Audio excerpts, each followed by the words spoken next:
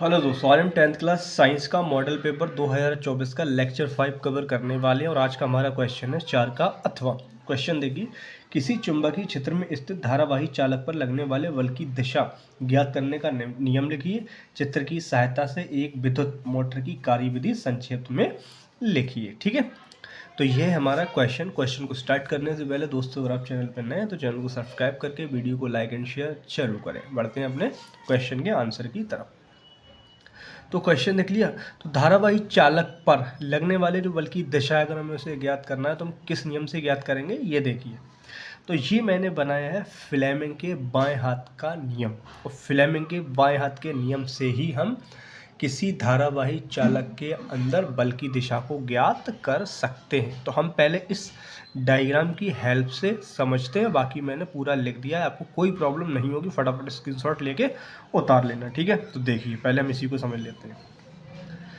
तो हम बाएं हाथ के, यदि हम बाएं हाथ को इस तरीके से फैलाएं कि अंगूठा और उसके पास वाली दोनों उंगलियां एक दूसरे के लंबवत हो। लंबवत का मतलब 90 डिग्री के एंगल पे तीनों उंगलियां होनी चाहिए।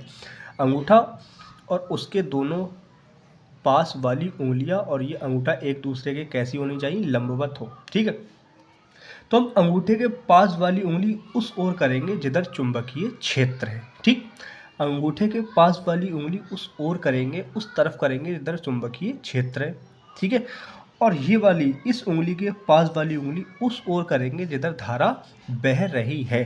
तब इन दोनों स्थितियों में अंगूठा उस ओर हो जाएगा जिधर चालक पर बल लग रहा है। तो यही है फ्लेमिंग के बाएं हाथ का नियम। तो अब हम इसको देखते हैं। ठीक है, तो ये मैंने डायग्राम स्क्रीनशॉट ले लिया। देखिए भाई, फ्लेमिंग के बाएं हाथ के नियम से चुंबकीय क्षेत्र में स्थित धारावाही चालक पर लगने वाले बल की दिशा को ज्ञात किया जा सकता है। फ्लेमिंग के बाएं हाथ का नियम, यदि हम बाएं हाथ का अंगूठा और उसके पास वाली दोनों उंगलियों को इस प्रकार फैलाएं कि ये तीनों उंगली एक दूसरे के लंबवत हों, तो यदि हम अंगूठे के पास वाली उंगली, ठीक है, अंगूठे के पास वाली उंगली चुंबकीय क्षेत्र की दिशा में और बीच वाली उंगली चुंबकीय क्षेत्र की दिशा, अच्छा सॉरी, यहाँ पे देखो एक चीज़ गलत हो गई है, सही करना। और बीच वाली उंगली धारा की दिशा में, क्या लिखोगे, और बीच वाली उंगली, यहाँ पे हम इसको काटेंगे और यहाँ लिखेंगे धारा की दिशा में। तो मैं थोड़ा मार्कर यहाँ पर अपना पेन चेंज कर रहा हूँ, तो यहाँ पे हम लिखना है धारा की दिशा में, धारा की दिशा में। तो अंगूठा चालक पर लगने वाले बल की दिशा को प्रदर्शित करेगा। तो आई होप ये आपको समझ आया होगा। ठीक है, तो अब उसके बाद हमसे इसी में पूछा गया है, चित्र की सहायता से विद्युत मोटर की कार्यविधि संक्षेप में लिखिए। ओके, तो देखिए भाई, तो विद्युत मोटर तथा उसकी कार्यविधि, हमने एक विद्युत मोटर बना दिया है। ठीक है, ये एक आयताकार कुंडली है जिसके दोनों ओर हमने क्या रखे हैं, यहाँ पर मैग्नेट रखे हैं। ये है उत्तरी ध्रुव और ये है दक्षिणी ध्रुव। ठीक है, बात समझ आ रही।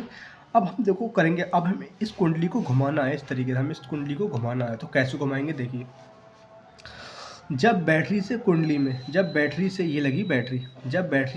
में विद्युत धारा प्रवाहित करते हैं तो फ्लेमिंग के बाएं हाथ के नियम से कुंडली की भुजाओं AB तथा CD पर बराबर परंतु विपरीत दिशा में बल कार्य करने लगते हैं। ठीक है, तो जैसे हम इसमें धारा प्रवाहित करेंगे तो इस कुंडली में AB और CD में दो बल कार्य करेंगे, जो कि कैसे होंगे, बराबर और अपोजिट। मतलब बराबर अपोजिट का मतलब, अगर एक बल नीचे लगेगा तो उसी टाइम पर एक बल कहाँ लगेगा, ऊपर की ओर लगेगा, एक नीचे और एक ऊपर।